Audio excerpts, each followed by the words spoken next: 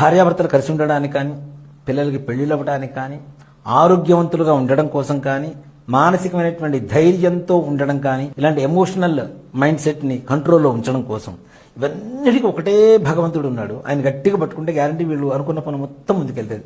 నీ పిల్లలు పెళ్లిళ్ళు వద్దంటున్నారు కదా, అమ్మా సంబంధాలు చూడు మేము చేసుకుంటాం అనుకునే పరిస్థితి వరకు తీసుకొచ్చేటువంటి భగవంతుడు ఒక్కడే ఉన్నాడు నాన్న.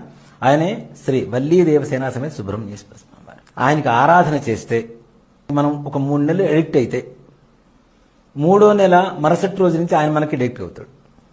మనం చేయబట్టుకుని నడిపిస్తాడు. కష్టపడొద్దు, ఇన్ని పూలు తీసుకురావద్దు, కొబ్బరికాయలు కొట్టొద్దు, అగరబత్తి ధూపాలు వేయాల్సిన పని లేదు. రోజులో 10 నిమిషాల 59 సెకండ్లు భగవంతుడికి ఇస్తే చాలని చెప్తాం.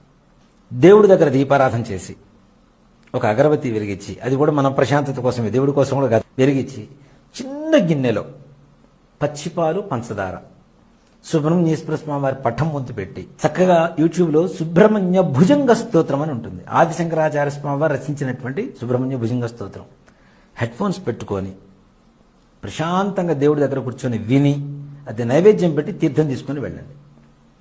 పిల్లలు చేయరు, కనీసం తల్లిదండ్రులు చేసి పిల్లలకి ఇవ్వండి.